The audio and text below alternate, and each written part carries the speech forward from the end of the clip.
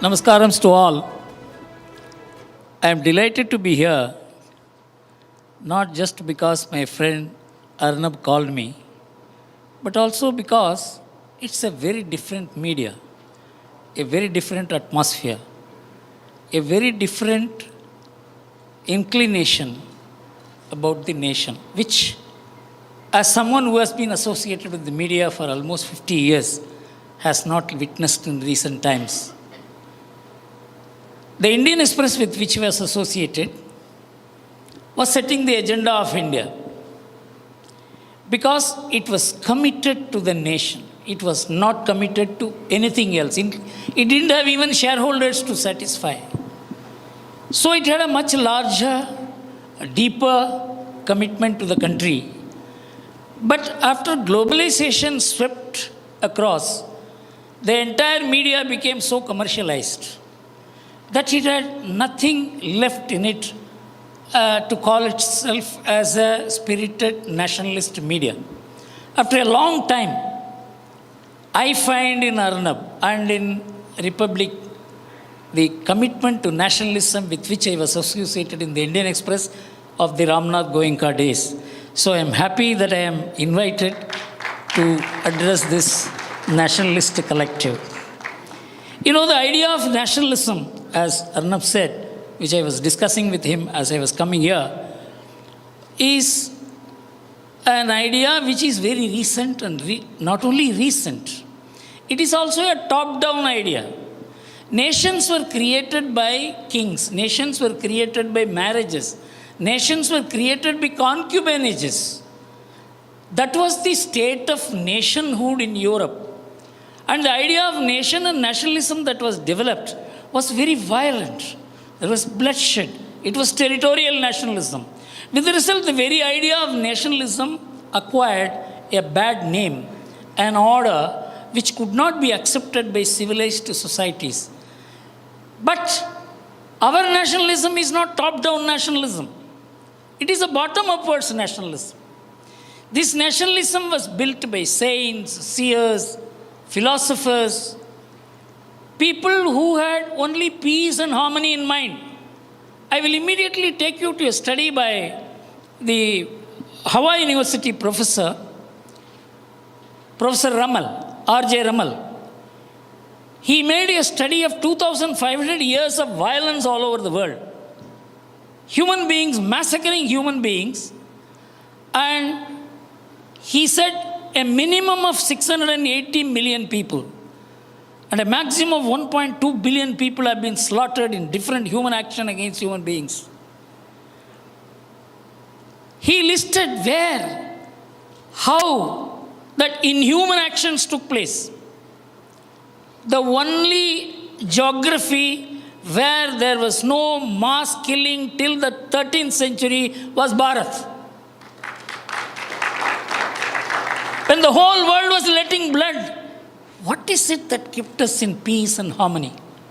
It was not the king. It was the great work done by our philosophers and saints and seers who made a whole population, which is 1/6 of humanity, perhaps much more at that time, to live in peace and harmony with each other, despite all the differences. In fact, there are studies which show that India is the only country which could manage to live with so many gods. In fact, the number of gods in India was more than the number of people living in India, 33 crore gods. Gods could not divide us. Whereas one God can set the whole world on fire. Whether your God is superior or my God is superior, let us have a boxing match to decide. Let us have a war to decide. Let us have a bomb to decide. This is the ideology which the rest of the world practiced. But in India, we could live with any number of gods.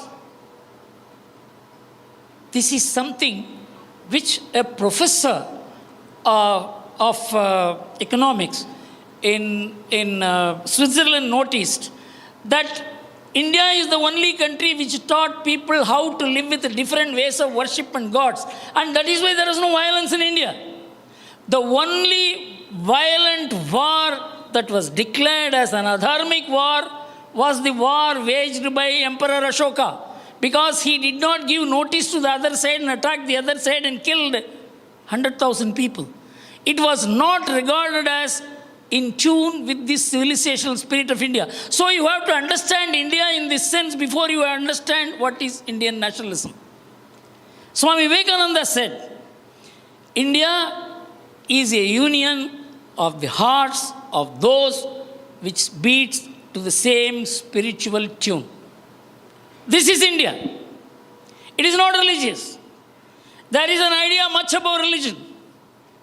The idea of dharma. That is what made India a country where, when the whole world was letting blood, there was complete peace and harmony. With this introduction, I would like to say that this debate is long overdue.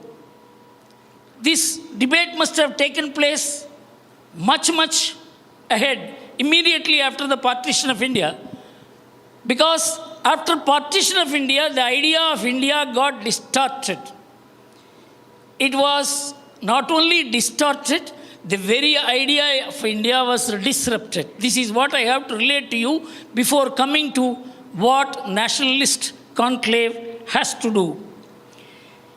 You know, after independence, we became arrested by context. We became victims of contextualization. We began to be driven by day-to-day politics. We began to be driven by elections. We began to be driven by the idea of how to win elections, even at the cost of nation, even at the cost of the idea of India. But that is not what drove the freedom movement.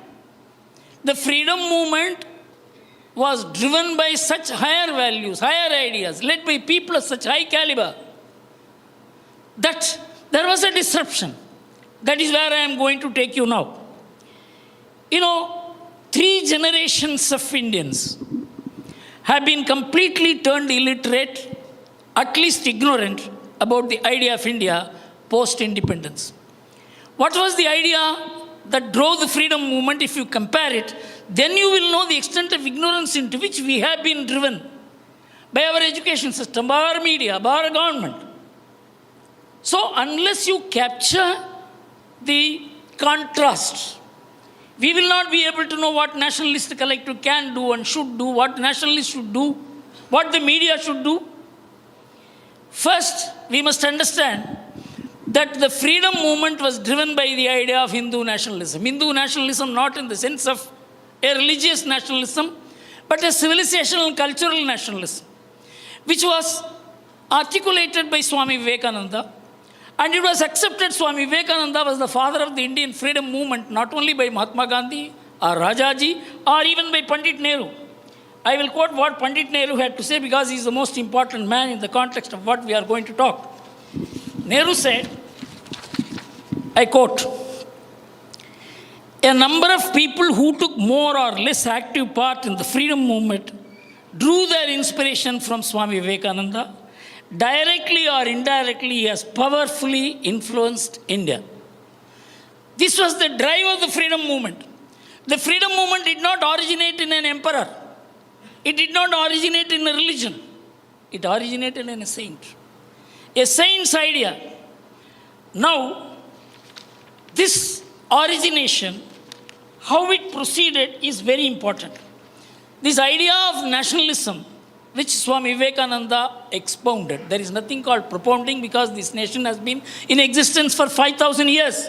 And so there is nothing new to be propounded. It is to draw inspiration from the way in which this country has moved with peace and harmony, without violence, with mutual relationships unheard of in the world, without the mediation of a state. It's something, a society which has got upon its own. Unless we understand that a state-based, nation-state approach, a top-down approach will never make you understand India, Otherwise, you will be thinking India as a geographical construct. It is because of geographical continuity, we happen to be living together, we are a nation, is the worst way of constructing Indian nationalism. Now, who expounded the idea of India? And I am going to quote them in their own ways. After Swami Vivekananda, it is Maharishi Aurobindo. It was in 1909, he said in the Uttarpara speech, I say it is Sanatana Dharma, which is for us nationalism. The Hindu nation was born with Sanatana Dharma. With it, it moves, with it, it grows, and Sanatana Dharma declines, this nation declines. And if Sanatana Dharma were capable of perishing, with Sanatana Dharma, this nation will also perish. Sanatana Dharma, that is nationalism. This is the message I have to speak to you, is the last speech which he delivered after he was released from the prosecution and he came to Pondicherry. This was Maharishi Aurobindo. Then comes Mahatma Gandhi in the same year. I don't know how many of you are aware of Mahatma Gandhi's Hind Swaraj book. That's not a book which he wrote. That's a dialogue between Mahatma Gandhi, the reader, doubling as Mahatma Gandhi, the editor. And he wrote this when he was traveling between Cape Town to London in a ship. And he was possessed by a thought which completely took him out of his consciousness. And he began writing in Gujarati. He didn't find papers. He had to borrow papers and read. When his right hand pained, he began writing by left hand. This is a dialogue. And the dialogue was, whatever the questions, suspicions, doubts, misapprehensions the people of India had about India and how they were eulogizing the British at the time, the reader asked the question. And the reader Mahatma Gandhi asked the question and the editor Mahatma Gandhi answers. One of the questions is, who said India is one nation? It is British through their railways, through their post offices, through their government. They brought India and turned into one nation. What is your answer, Mr. Editor? Mahatma Gandhi answers. I am quoting it. The English have taught us that we were not one nation before, and it will require centuries before we become one nation. This is without foundation. We were one nation before they came to India. One thought inspired us. Our mode of life was the same. It was because of we were one nation, they were able to establish one kingdom. Subsequently, they divided us. The most important part of what Mahatma Gandhi held to be the idea of India, I am going to read out to you now. I do not wish to suggest that because we were one nation, we had no differences. But it is submitted that our leading men traveled throughout India, either on foot or in bullock carts. They learned one another's languages, and there was no aloofness between them. What do you think would have been the intention of those far-seeing ancestors of ours who established Setubandha, Rameshwar in the south, Jagannath in the east, Hardwar in the north as places of pilgrimage? You will admit they were no fools. They knew that worship of gods could have been performed just as well at home. They taught us that those whose hearts were aglow with righteousness, with Ganges in their homes, they saw that India was one undivided land, so made by nature. They therefore argued that it must be one nation. Arguing thus, they established holy places in various parts of India and fired the people with an idea of nationality in a manner unknown in other parts of the world. The last sentence is so important, I am going to read out to you. And we Indians are one in the manner in which no two Englishmen are. It is color that united them. Even language did not unite them. How many people know when France was formed, less than 2% of the people spoke the French language? When Italy was formed, less than 10% of the people spoke the Italian language. This was nationalism, top-down nationalism. But here is nation which existed as a matter of consciousness. It is a higher consciousness that anyone coming anywhere is our brother. He was fed, he was received as Atithi. No one went with any preparation. I was in Kumbh Mela only for 3 days. I wish I could have been there 45 days. You know, crores of people came. They came with children. They came with old people. They came with infirm people. Nobody came with bed. Nobody came with food. Nobody had any preparation as to where they would stay. There is Shipraji who is sitting here. She had established a small hut there. I happened to stay there. And when I went and met these great saints and seers, I was surprised at how illiterate I am about India. How the Naga sadhus had sworn to defend India.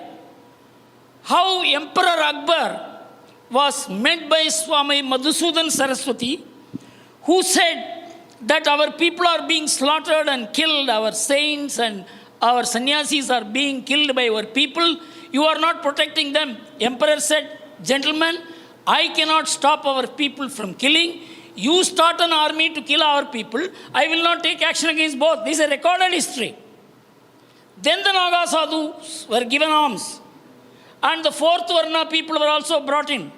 The Naga sadhus take a vow to defend India is not a matter which is known to India. We only look upon them as curious. This is the distance between us and how this country is safeguarded by people who are sworn to defend this country. And Mahatma Gandhi was right. And I found in a latest book what Mahatma Gandhi did to build the Congress. In the Nagpur Congress session in 1920, he invited the Naga sadhus. The British were stunned because Naga sadhus had such a deep reach in the society. And the secret document which I read showed that if the Naga sadhus and farmers, if the saints and farmers come together, the British will have to vacate India. That is why Mahatma Gandhi became a farmer in appearance, and he also became a saint in appearance. It was not that Mahatma Gandhi with a coat or suit could never have influenced India. He identified with India. 1 year he traveled across India to know what is India's mind, what is India's likings, what is India's vibrating points. And a Mahatma Gandhi, new Mahatma Gandhi was born. And that Mahatma Gandhi recognized that India's consciousness is built around people moving from one end of the country. Every part of India is sacred. Is the consciousness of India that makes Indian nationalism. Now I will immediately go to America. There was a debate after Trump came to power in 2020. There was a debate after Trump went out of power as to what's happening in China, in America. In 2022 September, a letter was written by 5 army chief of staff and 6 defense secretaries to Pentagon. They said America is so divided today that no one, Democrat doesn't want to look at a Republican doesn't want to look at a Democrat, and a Democrat doesn't want to get married into a Republican's house and vice versa. That used to be a 5% difference between the two parties has grown into a 60% difference. And there is violence in each people's mind. It is not based on color, it is based on religion, it is based on the place from where people have come. And so if a Trump or Trump-like figure contests the elections in 2024 and loses, there will be civil war in America. Army will not maintain neutrality. This is the letter. You can find this letter in internet. Then Pew Research wrote a research story. Every country is politically polarized, and America is also polarized. But there is a difference. There is no commonality in America. There is nothing in America which keeps America together except the government, the army, the court, the police. It compares. 2015 Time magazine brought out that in Italy there are 30,000 canonized saints. In America, just 3. In 1774, 1. In 2001 and 2. There is no sacred person. There is no sacred mountain. There is no sacred river. There is no sacred place. Come to Gandhi's India. Everything is sacred. The idea that this country is Punya Bhumi, Karma Bhumi, Moksha Bhumi, which Swami Vivekananda said, constitutes the national consciousness of India. If you are part of it, you will feel it. Even if you are not part of it, you have to understand it. Even if you don't understand it, you have got to understand that such a consciousness exists and that keeps the country together. And so this is what this idea was shared even by Pandit Nehru, the most important person about whom I have to read out to you. He said, Vivekananda's Hindu nationalism. He writes, not in one of his speeches, which could be that he spoke on behalf. He wrote a very considered book, which is one of his best books, and that was Glimpses of World History in 1935. And he wrote in that, at page 437, a famous disciple of Vivekananda, Ramakrishna Goswami Vivekananda, who eloquently and forcefully preached the concept of nationalism.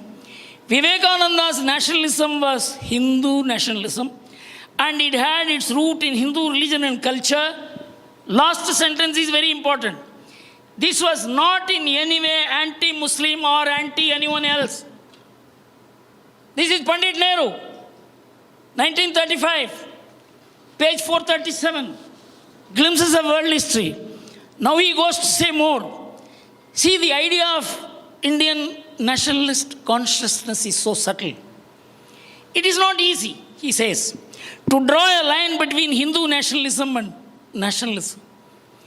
The two overlap, as India is the only home of Hindus and they form majority here.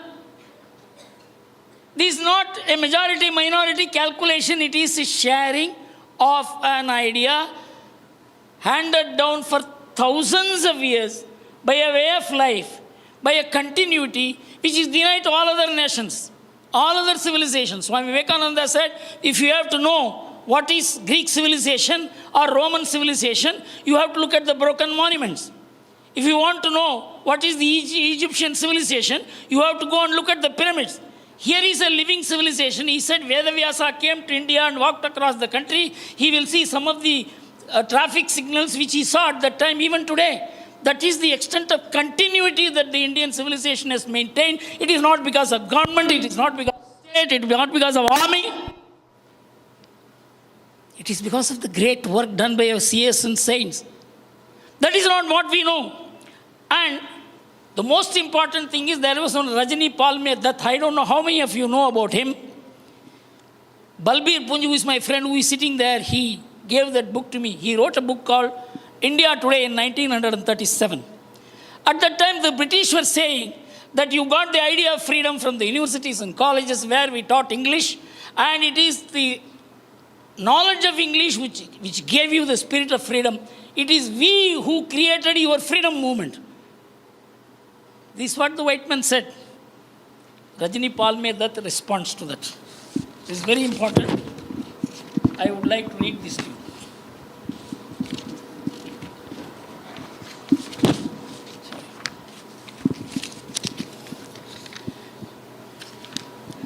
Sorry, somewhere I am missing.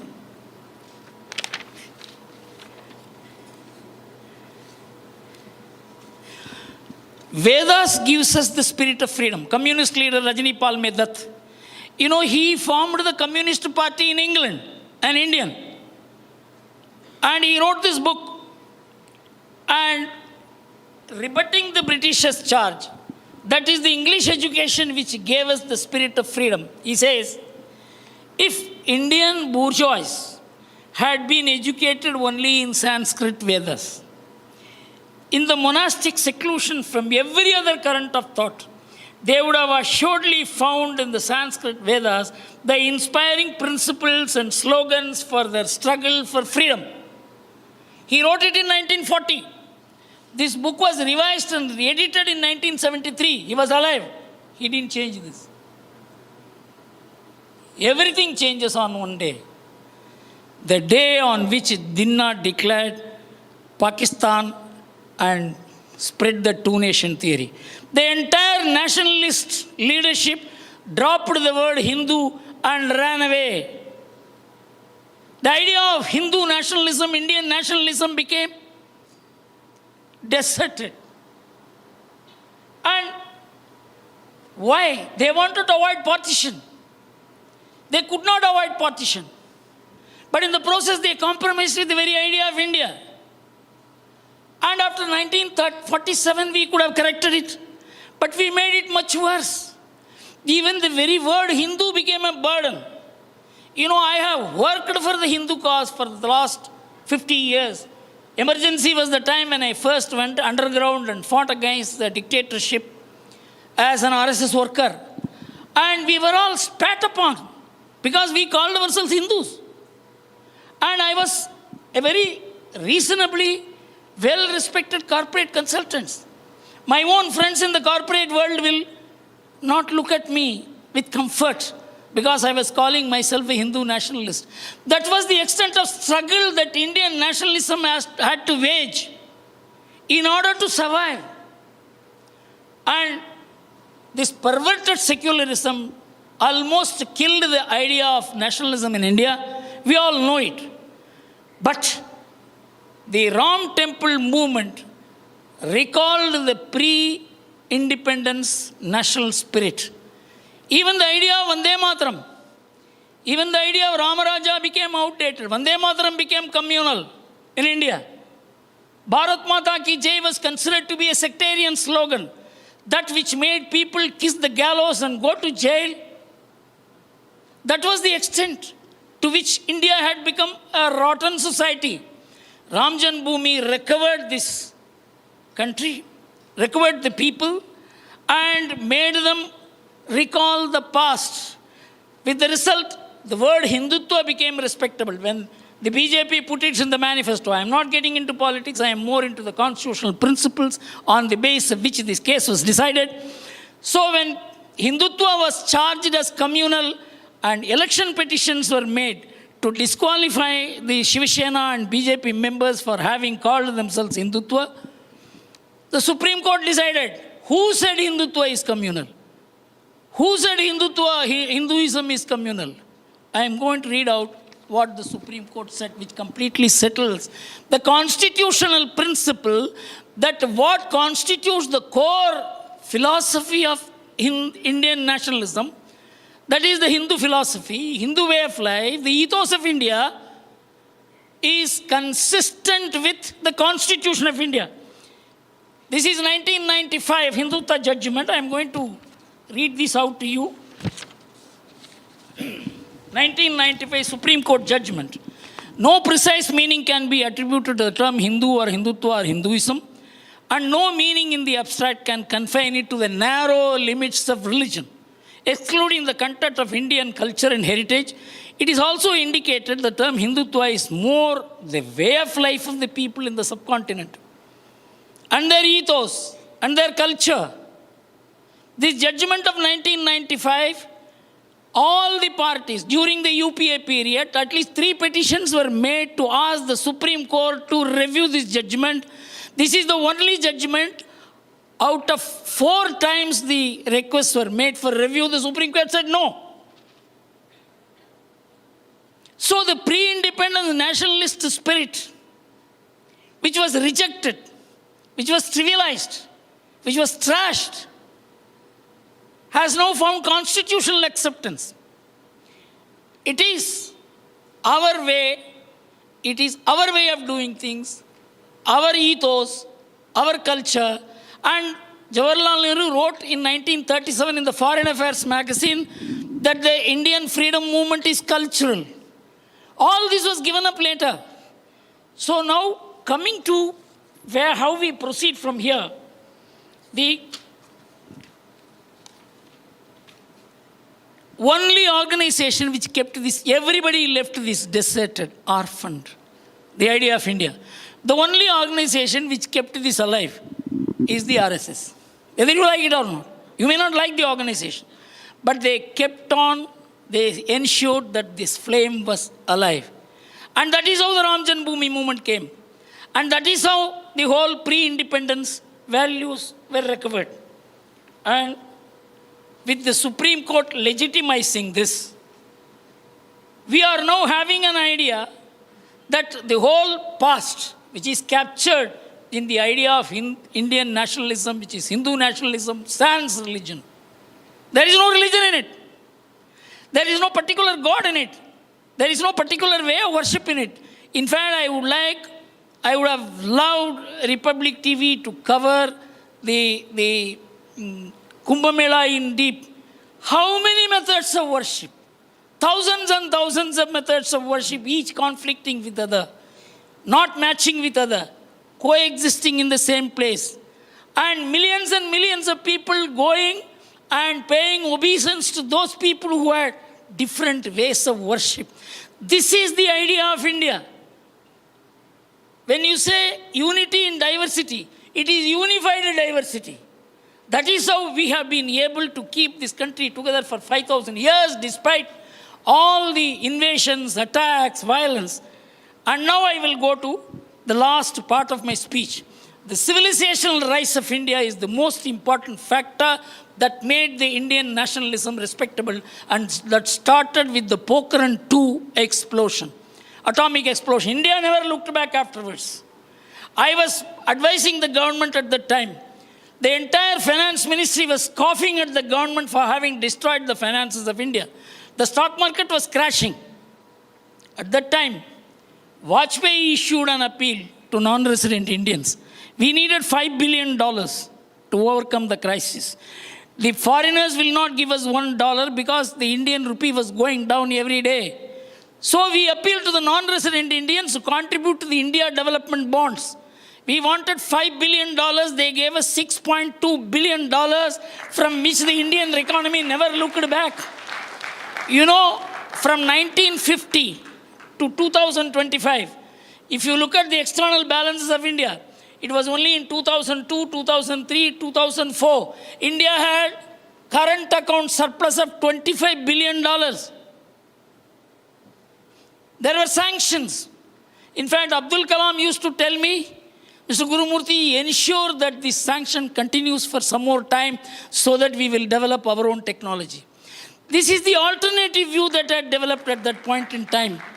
So you must understand, India's rise as a civilization rested on India's capacity to tell the West that we are also a power and we will match you soon. At that time, we were not in a position to do it.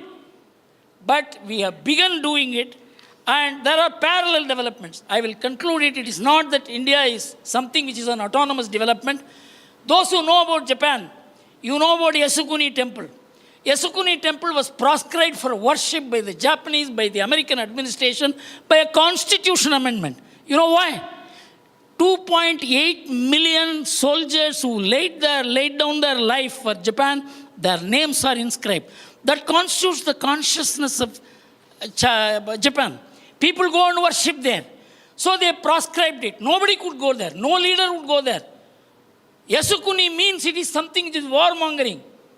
And more than that, the war hero of Japan, General Tojo, his urn was smuggled and kept there. In 1948, like Ram's idols were kept in Ram Janmabhoomi. Parallel. Ram Janmabhoomi movement rose in 1995. In 2004, Koizumi, who was the Prime Minister of Japan, went and worshipped in Yasukuni Temple. The whole world pounced on him. China, Korea, America, Russia. He just worshipped and came back. That's all. And Abe, in his first term, he didn't go. In the second term, he went and worshipped. Whole world had accepted it by that time. When Abe was asked, what do you feel? He said, I felt bad because I didn't come in the first term.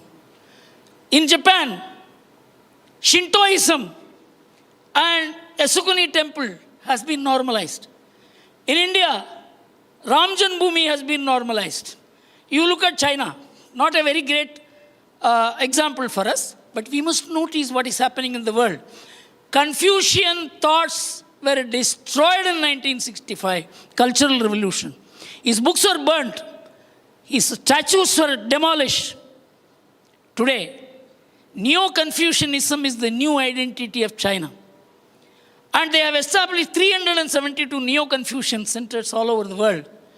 And Xi Jinping, The Communist Party fought against the entire past and civilization, culture, values, religion of China. He now says 5,000 years of Chinese civilization is guiding us, will guide us in future. We are living in a civilizational world today where nationalism is the most important, most critical philosophy. And I am extremely happy that Republic TV has taken up this mission. And I want this to become a movement, a mass movement outside the realm of politics, government, outside the realms of narrow interest. And I would like Arnab to take this as a mission and do it. Thank you very much.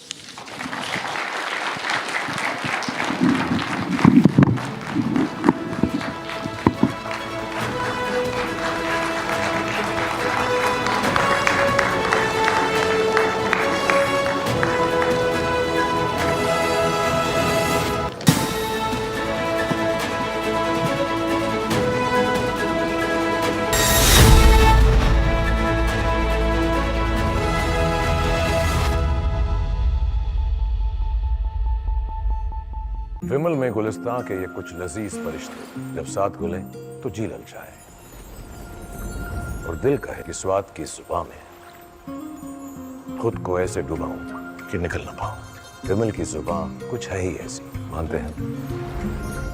विमल बोलो जुबान कैसी? MDH की देगी